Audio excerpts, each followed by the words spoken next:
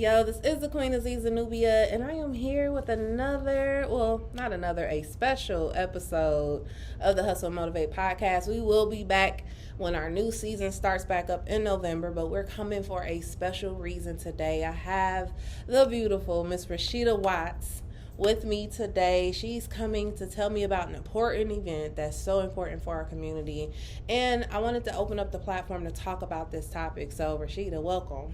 Thank you for having me. I'm so excited to have you. So you have a major event coming up. I'm excited for. Can you tell me a little bit about it?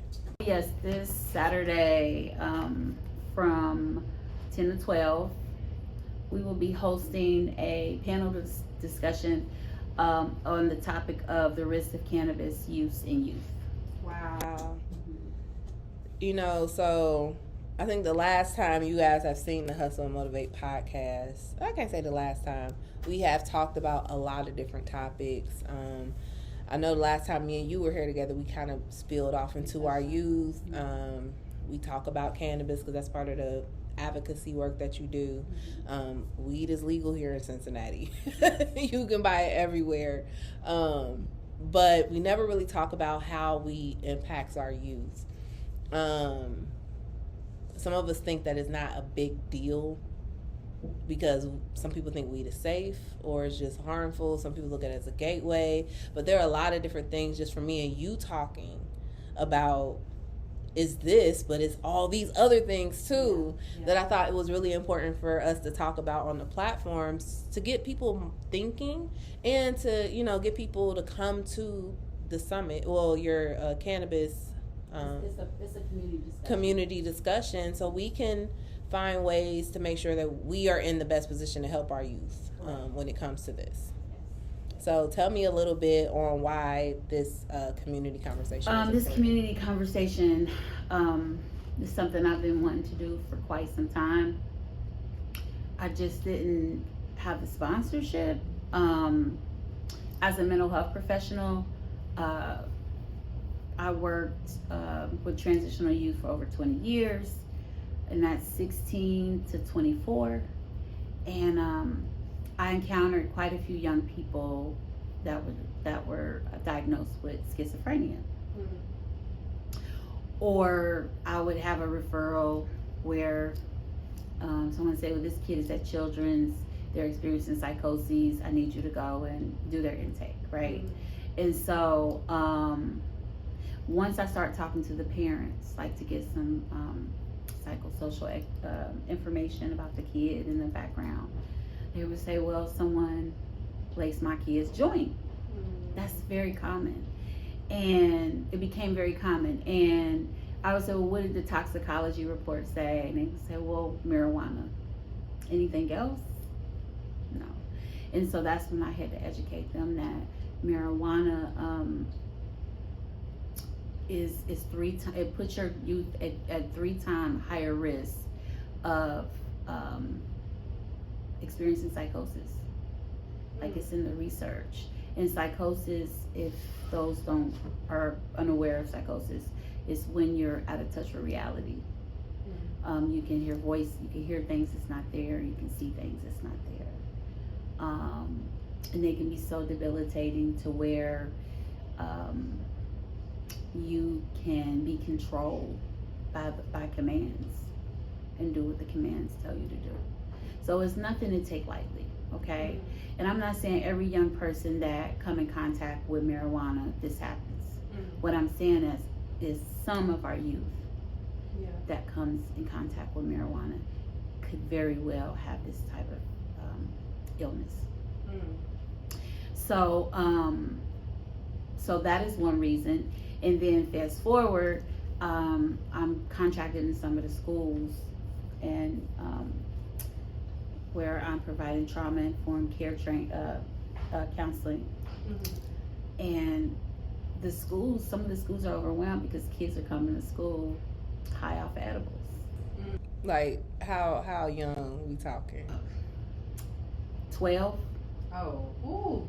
I was just at a rec center doing outreach with these flyers, and I won't say which rec center, but within our inner city, the director told me a 9-year-old came in because the kids talk. Yeah. But a 9-year-old ate half of a Fruity Pebble and went to school, was stoned all day, came to the rec center after school. He was really sick.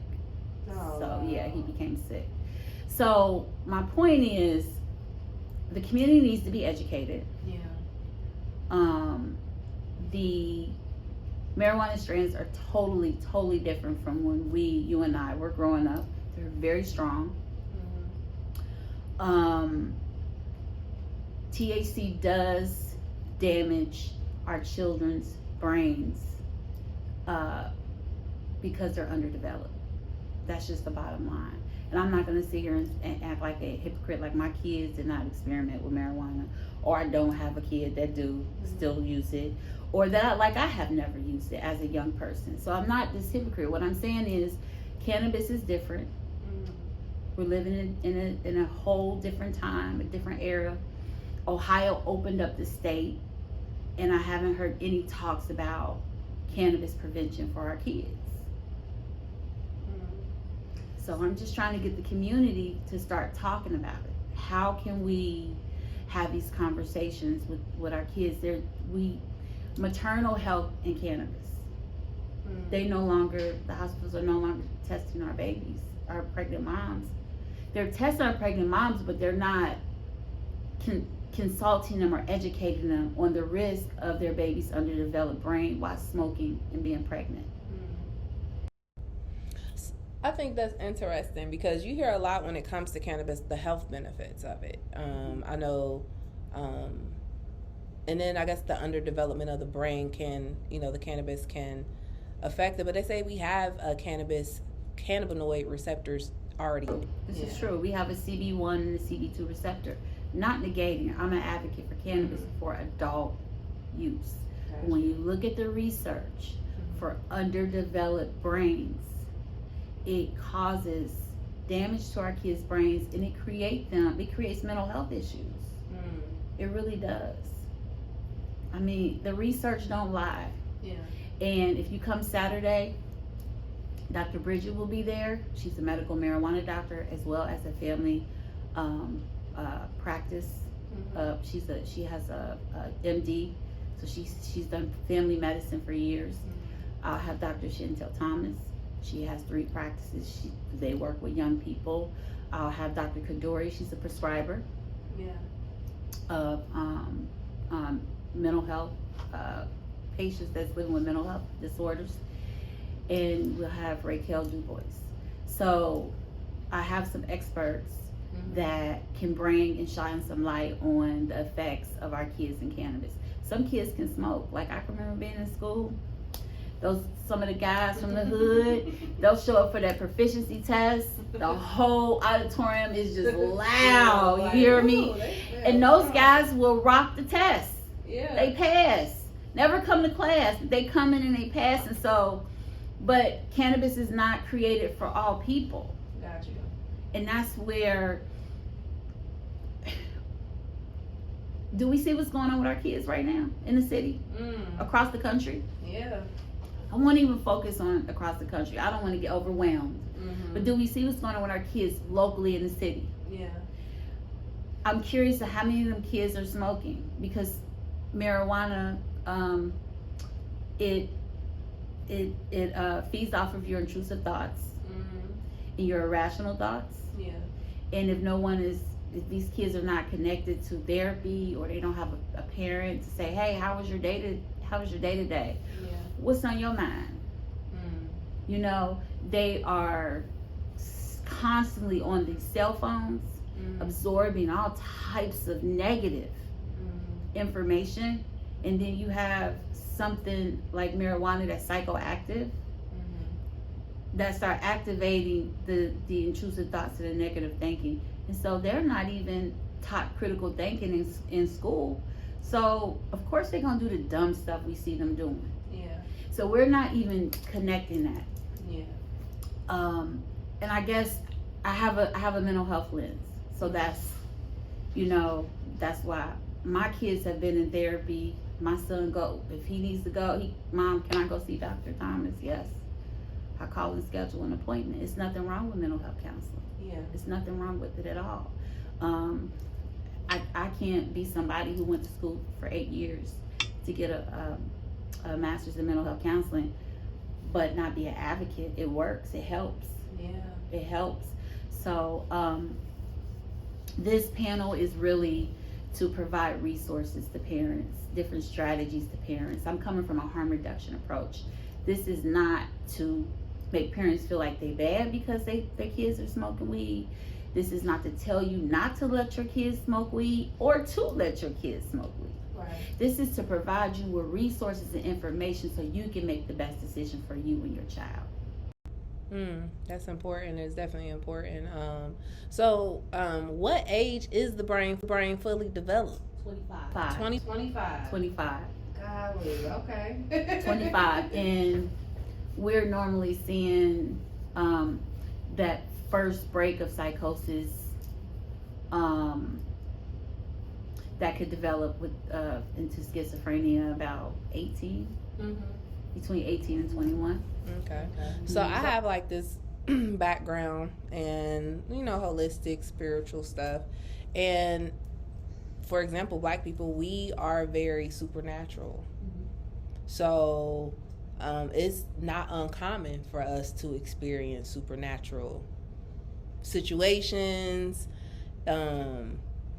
behaviors. How can you tell the difference between something that naturally happens or something that's induced by some type of drug or something that you've taken? Naturally, listen, smoking weed is not the only way you can develop schizophrenia or any type of psychotic disorders. I mean, that's just hands down. It can be genetics, traumatic events. I mean, I've helped children that their psychosis was triggered by bullying at school, So,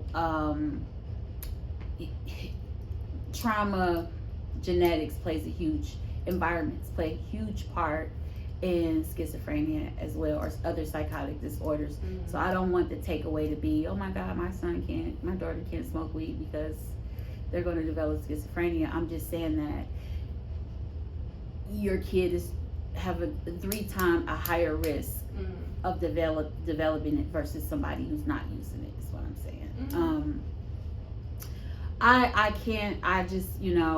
I want to say this from somebody who's spiritual. Medicine has not always been around. Yeah. Big pharma medicine has not always been around. There's always been medicine in terms of plant-based, with the Most High have created for us. And so there have been situations where I have conversations with folks and they question, have certain spirits been attached to these individuals? Yeah. So I've had those type of conversations.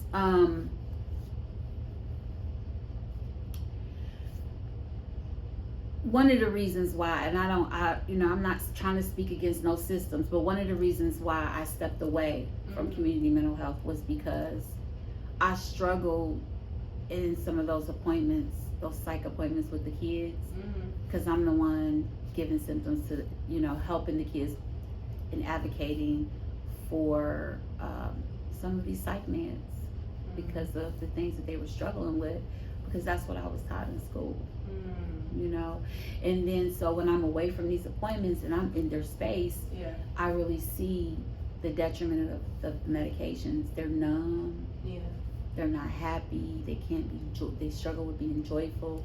The medications kind of just suppress the voices or block the things that they were seeing. Block the commands. So it gives them some relief, but it doesn't give them good quality, right? Yeah. So far as that's, I don't know if there's a spell or I don't know how to speak to that.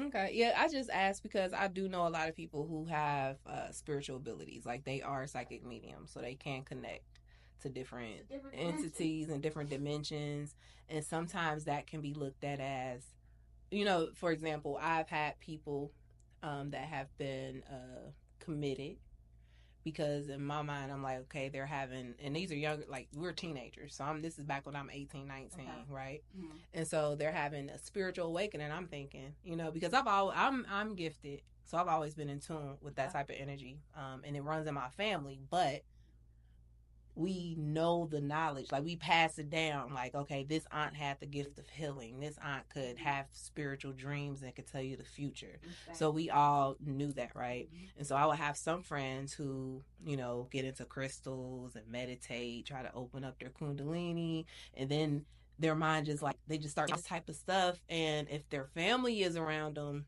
and the family doesn't understand what's happening, they call the police, get them committed, they're on medicines, and then those medicines kind of throw them on a whole different, make it kind of worse. I'm not sure. So I was just understanding what would be the difference. Yeah, no, that's different because I believe, listen, I don't leave the house without my crystals. Yeah. I have to have something on me for protection because I believe in the power of crystals, okay? Mm-hmm. They really do channel energy and they really do protect you, some of them. So when you are tapped in to where others can't see what you're tapped into, and you're not causing no harm to yourself or others, them people was tripping for messing with someone who is a spiritual healer and was trying to protect themselves because they understand that spirits are real. Mm-hmm. But when you are dealing with someone who is tormented by a group of voices, a group of voices where it's so loud, and these voices are not just in a room chattering, these voices are saying bad things about you, bad things about you, evil things about you, things that are not true. Could you imagine what that's like? No, yeah, that'd probably be torment. Like, I don't like to feel bad. I gotta affirm myself back into good. You know what I'm saying? Or what if it's commanding you? I mean, geez, I was on a call. Yeah. I had a client that I had not met before. She ended up in a hospital, but the detective came and played the 911 call for me. This lady jumped out of the window, was chilling, and you can hear her saying, "No, no, no." Okay. No, I'm not going to do it. I'm not going to do it. And her spouse was telling her to go lay down, and I don't know if they walked away or to get to the call to get some help. All you heard was she jumped. So just I know this illness is real. Yeah. I've helped too many young people over the course of 20 years.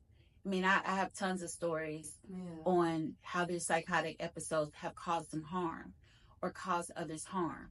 It's not nothing to play around with. And I don't care if 3 out of 100, 3 out of 1,000 kids only developed it from experiment with marijuana. Them 3 out of 1,000 or 100,000, that's still a lot. Yeah. Do you see what I'm saying? So it's still a life. And so I guess that is my, that's another one of my takeaways. I try not to be too transparent about my personal life. Yeah. But I do have an experience with one of my kids that he was smoking. He was experimenting with marijuana. And so I consulted with a medical marijuana doctor. And he was under that person's care. And I struggled with it too. Yeah. I was like, my mother gonna kill me. Right. But I'm sitting here like I do a lot of outreach in the community, and the community is saying, they lacing the street weed with marijuana. And I'm sitting here, I'm hearing about young people coming in contact with it, and I'm like, well, we gonna do it the right way, right? Because you can tell me you're not gonna do it anymore, but then I get a call and I wouldn't be able to live with myself. So I was proactive and I called. And my son lives with ADHD and he's not on any stimulants. So he's been, he's probably now he's trying to self-medicate, right? Yeah. Well, me and the doctor talked about gummies. It was a blend of THC and CBD. Right. And the gummies here in Ohio are so expensive. So he could only use it for school before he go to school. When you pair CBD with THC, it counteracts the euphoria, but it still gives them that focus and attentiveness. People don't know that. That's why they need to be at this community discussion on Saturday. And so, you know, she told me, you know, not what brand, but what dosage to get. Yeah. And but he still was smoking. Right? He was still, you know, getting it from his god brother, or he was probably his sister. I ain't gonna throw her under the bus because she's older. But a safe person, right? That he can trust. And so he ended up getting some ooh-wee and caught his issue. And he experienced psychosis. And I won't repeat what he saw, but he's scared as shit. He don't even want to be in a room with it no more. He had very bad anxiety for 2 months. I mean, his hands stayed clammy. His heart was always racing fast. I had to get him in to see his therapist to do some assessments. I called his doctor that recommended the cannabis products. We did an evaluation to make sure his mental health had not been affected. So it did throw him into this huge anxiety whirlwind, this anxious whirlwind. But whatever he saw, he said he don't want to ever experience that again. And I started thinking, like, Dad, what if my son was in the streets and he was experimenting with his friends? And they told him he was just tripping, and he just kept going, and he didn't feel safe talking to an adult. What could that have morphed into? So, you know, the kids that we have today in today's society, we have to learn to adjust and meet them where they are. Right? I think, you know, we live in this time where we feel like we're giving in to our kids, or we're enabling our kids. No, honey. Our kids can't even go outside and play no more. So we have to learn to figure out how to strategize and shift and adjust to meet our kids where they are and listen to him. He felt safe to come to me. Right? And so, but yeah, that's another reason why this became urgent. It affected my household. And again, that's super important. I just had to ask that question because I know if some people to be like, well, they'll hear that and be like, well, that's not always true. So I wanted to get your input on that. But what you're saying is very important. And again, this is not the same marijuana that was back in the day. This is totally reefer. It's not reefer. This is not reefer. Y'all won't even smoke reefer. This ain't Keisha either. This is not that Keisha either. So, yeah, it's different. It's different, and our children are really, you know, they're trying to cope with their everyday stresses, not knowing proper ways to deal with it, and they just think, let me just, you know, you smoke this to take the edge off, you know.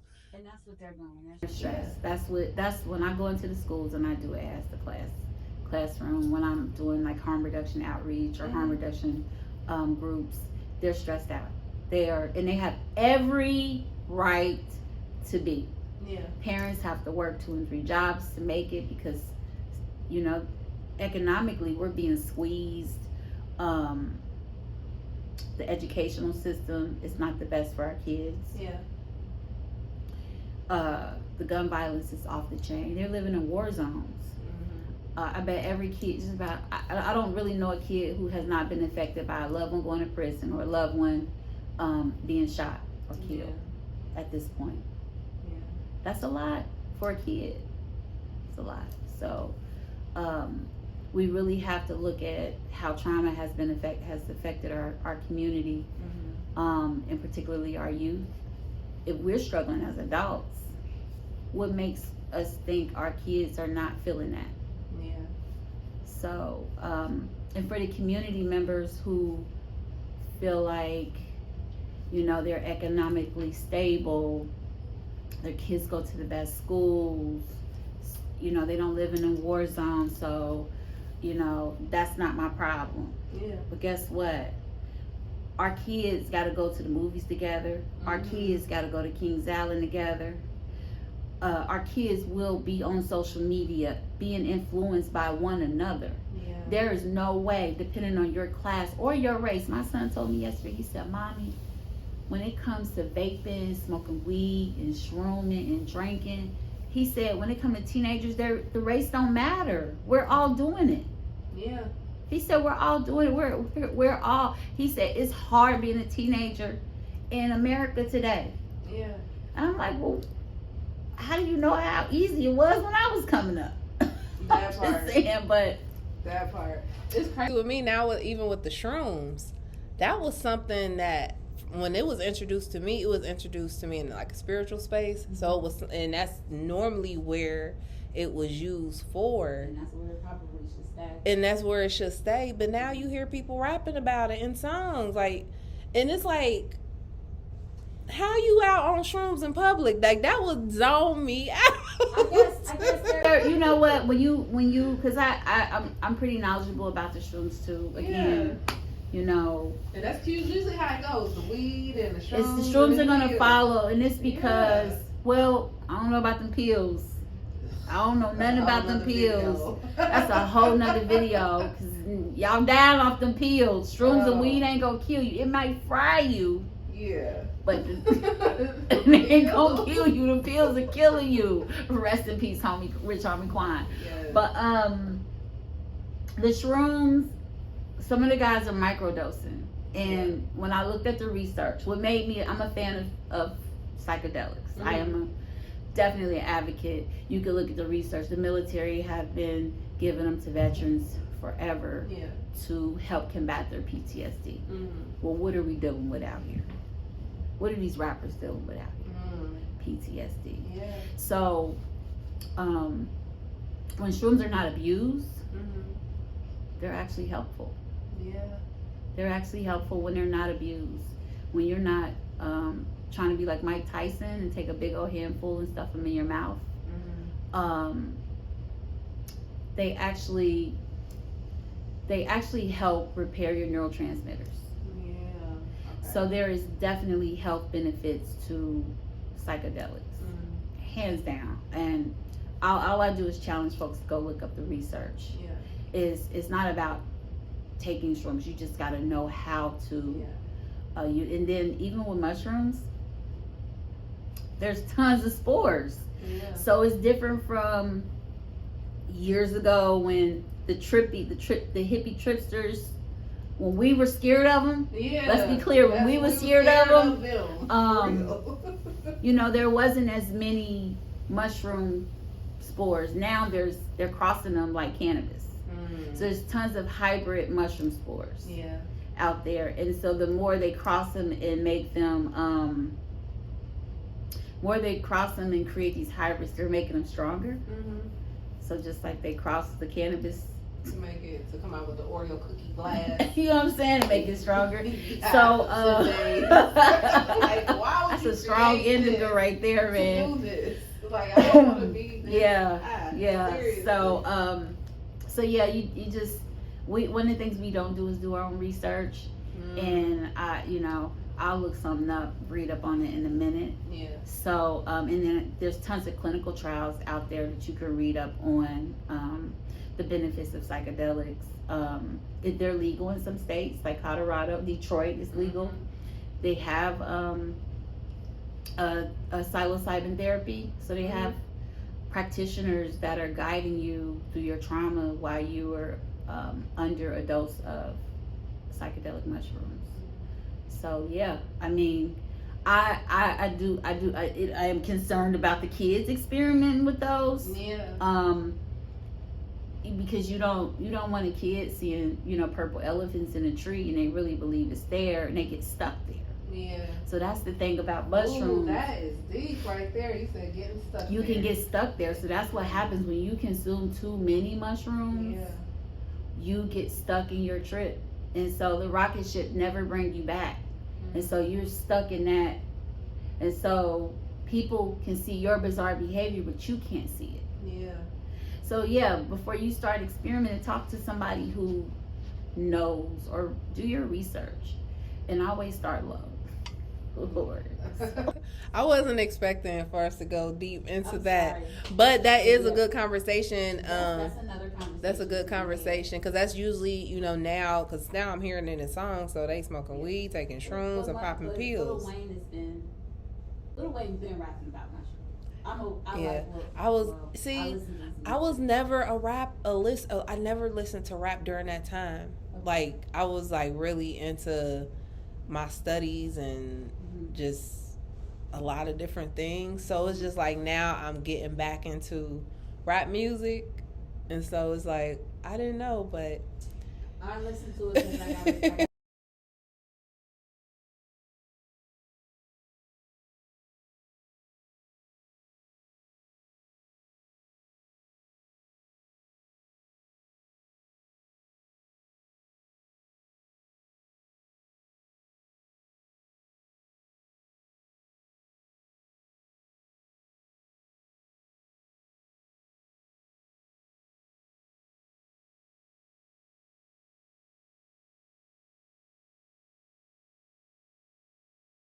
it's good like as parents, and I'm an advocate for cannabis, so I'm not going to sit there if my kids are interested and want to know, but I would like to be informed so I would know what's going to be the best decision for them.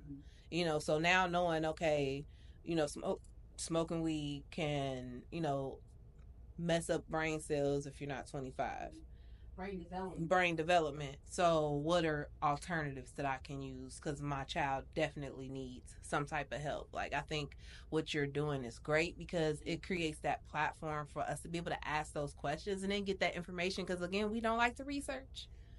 We like to scroll through Instagram and all that, but then we ain't gonna Google anything or look into the medical books on Google or anything. So having conversations like this will, one, connect you to a community of people who understand, that just want you to be safe. So like Rashida said, she's not telling you not to do it, not telling you to do it.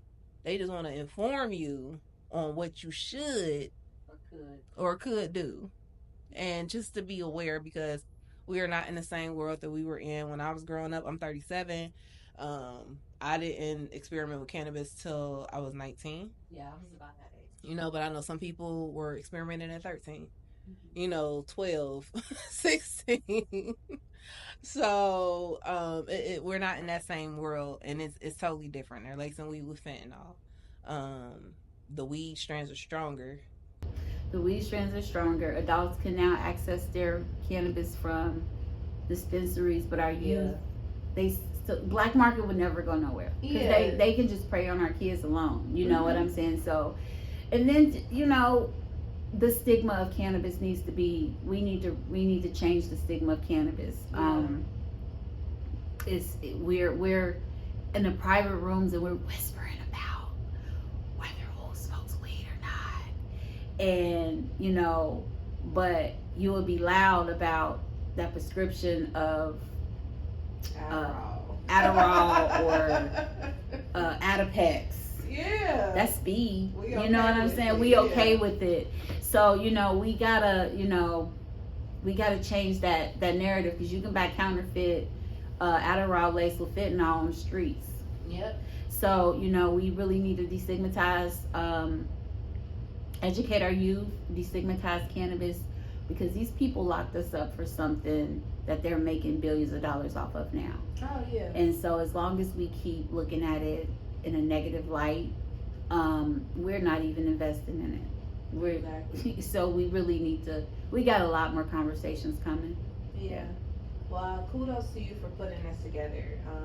I love impacting our community in positive, powerful ways, and creating spaces for us to think about things that we need to be thinking about, especially when it comes to our youth.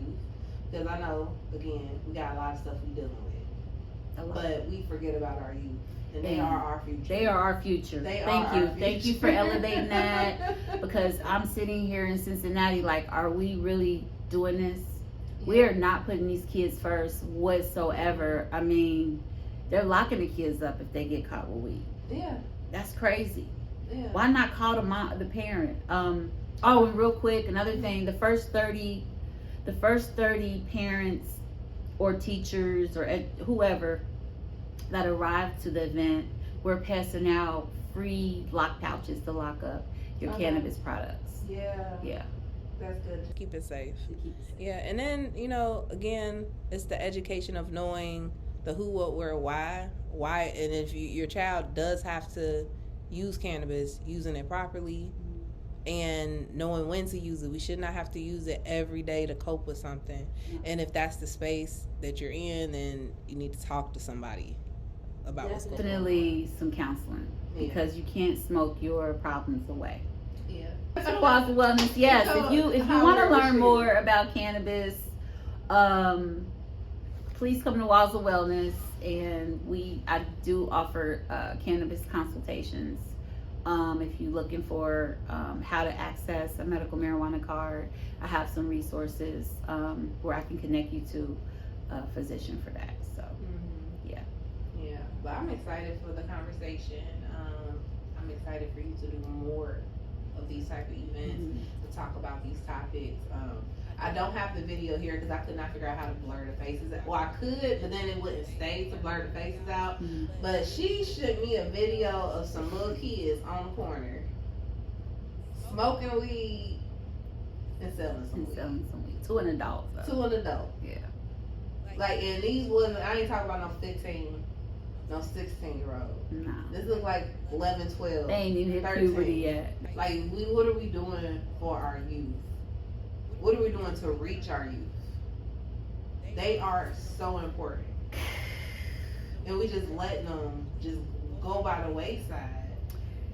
I think we're too much as a community, we're too busy worrying about the parents or pointing fingers at the parents. And, I keep elevating that we don't have time to worry about that parent.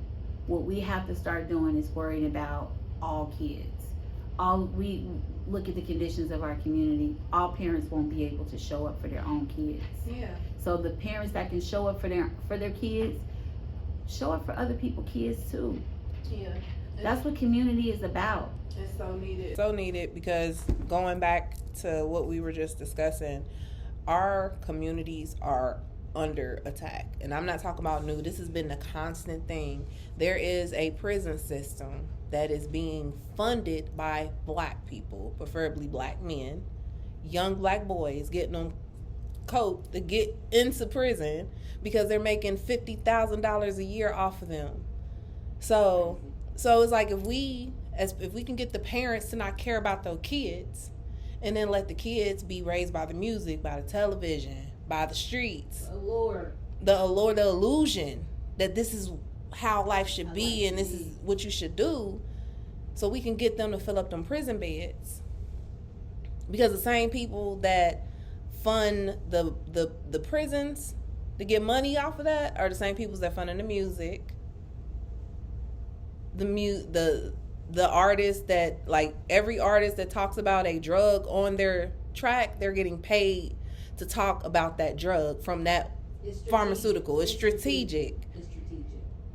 And research. I'm not just talking to be talking. This is statistical research that you can look up yourself. We are at war. They put it in our face. They put it in our face, and then they make you think that you shouldn't care about your own children. Like, that's the crazy part. Don't care. And then have you afraid to even parent your kid because you don't want to get caught up in the system. Y'all ain't gotta listen. This is another thing for these parents. Historically, okay, I get it. Yeah. Y'all didn't want to get y'all kids to counseling because probably y'all do smoke weed at home. Y'all, whatever happened in my house, stay in the house, or you ain't come. I don't listen. That right there, you ain't got to be afraid of no more. It's legal. You can use it as an adult. Just be mindful of your kids being in a room or whatever. But you have the right to possess it. Do not let that be a reason for you to speak on the behalf of your kid. Man. Don't. You can start showing up at school. Yes, Miss Iris. Shout out again, Miss Iris. Show up at the bus stops if you can, if you off work. If you know a kid that don't have a parent that's thriving, like this parent is struggling, they might have mental health, it could be socioeconomic, they can't get off that couch, They got a bunch of kids. They're way down. Help that kid. That kid of help them kids. Like, come on. Yeah. What we got to bring community back. And it shouldn't be about notoriety. It ain't about how many kids you help. It's about the greater good of our race, the greater good of our culture. That's what it should be about. And that's just it. So if y'all not doing anything, Saturday, September 28th, come to, I gotta look up the address, y'all. 4365 Reading Road, Cincinnati, Ohio, 45229. It's the Mothership. It's a new venue. The Mothership was created for Mawusi. Yep. Hey, shouts out to the Mothership. Yep. She delivered my 6th son, and she helped me with my pregnancy of my 7th. That's what's up. So Mawusi. So it's going to be in her space. Okay. So it's a space of healing. Space of healing. It's a space of healing for sure. Because Lord knows we need to be healed. Yeah. And this event is hosted by Walls of Wellness. So make sure you are in the building. Make sure you're in the building, and make sure you just follow Walls of Wellness, because I know this is not the last time she's doing an event like this. She always does events for the community around these topics, and she's very, very passionate about saving our youth and being there for them. So I definitely, anytime you need this platform to just get the word out, definitely sharing that. And I just really thank you for doing this work, because we got to. We got. No one is showing up. No one's showing up to save us. No. And get in your kids' business. My kids, I'm in their business. I'm in their friends' business. Whatever they doing, cell phone, texting, it's okay. Like, be in their business. Talk to them. Ask them about their day. It is your godly right. Yes. To be in your spend some time business. with them. Go for a walk, hike with me. Even if they say they don't want to, snatch them up. Yeah, my daughter all the time. She'll be like, I don't want to, and then when I make her, Mom, thank you. I'm glad I feel better. So we have to get back into wanting to be parents and not looking at it as, I know we stress. I got 7. I understand. Ooh, baby. But we have a responsibility. Absolutely. We have a responsibility. So thank you so much for coming here. Awesome, thanks. I hope you guys enjoyed this episode. Make sure I will put the information for the event in the description box. So make sure you go follow Walls of Wellness. Stay connected with Cincy Black Travel. The Hustle and Motivate podcast will be returning with a new season starting in November. But it was so important that we opened it back up just to talk about this amazing, powerful, important topic in our community. So thank you guys. You doing a raffle still? Oh, yes. Yes, and we'll be raffling off, and I do have the tickets. They're not near me. We'll be raffling off some tickets to Wallow's Armed with Good Intentions book tour. So we are bringing Wallow 267 to Cincinnati on October 3rd for his book tour signing. His New York Times best-selling book now, Armed with Good Intentions. It's a 20-year memoir. Well, it's his memoir of his life. He spent 20 years in prison from the age of 11 when he first was sent into jail for robbery, all the way up until he was released at 37. Wow. So he has an amazing story. If you guys who do not know who Wallow is, spent all that time in prison, and now he is probably one of the world's top motivating just influencers, marketing genius. And he's really, using his platform to reach our youth, reach our young men, to kind of stop them from going into that system, that same system. And I was watching the interview that he did that was so powerful. He was like, man, I just want the guys to see that. And he said he had this epiphany in prison where it was a father and son and grandson all in prison together, right? And that's like, they're getting $50,000, $60,000 a year per prisoner. So the daddy was already in there. Then the son come in there. And now the grandson is in there. They're in prison together, keeping that system fed. Yeah, and that happens a lot. But on the flip side, the warden, he got his son working in the prison on the other end. Like, it's twofold. And we on the wrong side. So you got a whole generation of men going into the prison because they got caught up, and then you got a whole generation of men that's managing them. And when you hear something like that, I'm like, dang, that's deep. That's real deep. That's real deep. That's real And deep. we on the wrong side. We on the wrong side. You know what the deepest thing is that the system is a trap, Yeah. but they call it the trap. Oh yeah. We call it the trap. We call it the trap. We call it the trap, but we fall for the trap. Fall for the trap every time, and we say that with empowerment and love. I'm at the trap. I'm down at the trap. Number on us, Yeah, boy. 'cause they trapping you. Lord have mercy. 20 to 50. Yeah. Yeah, so we can get that 50,000. And you still gotta work while you in there and pay to use the phone, pay for food. And commissary came. Man, so Everything is all Interconnected to Yeah. make money. yeah, it's all. I always say, the United States has never changed. Slavery has always been the number one money maker. They just now hit it through prison.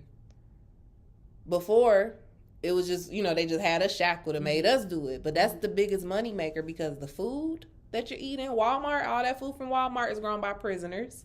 Yeah.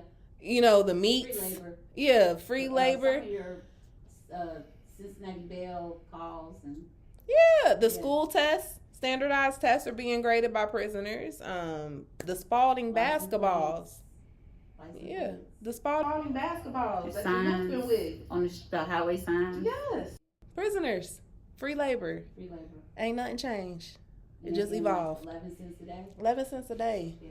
But it costs $50,000 per prisoner in Ohio, the state of Ohio, per prisoner in a bed every year. A day. Every year, 50,000 a year. Yeah, that's why 2 to 5 years, Mm. and it's out there. Look it up. The research. It's Tetris out here, but we could talk for a long time about a lot of different things. But I'm glad we are here. Thank you so much for coming by. Thanks. Again for creating this platform. Yes, anytime you need us, we're here. Make sure y'all like, subscribe, and until next time, y'all. Peace.